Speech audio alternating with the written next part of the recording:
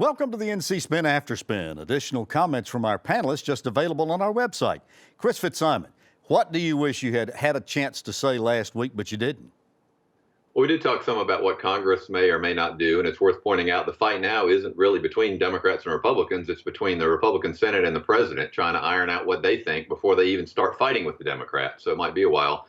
But I wanted to talk. Senator Thom Tillis is getting ready to be in a very uncomfortable position.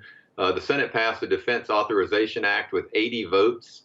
I think at least 80 votes this past week. And one of the provisions in there requires the military to rename bases named after Confederate generals within the next 3 years. And of course, one of those is Fort Bragg, the most famous military base in North Carolina. Tillis has opposed that move, but his colleagues in the Senate, Republicans and Democrats, support it.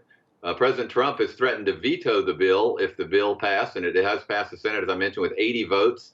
So I think we're going to come to a showdown here in Washington about what happens to military bases named for Confederate generals, and people like Senator Tillis are going to be caught in that crossfire. And this is setting up a really interesting scenario, because if, in fact, all of this transpires and Trump does veto it, the Senate has enough votes to override his veto.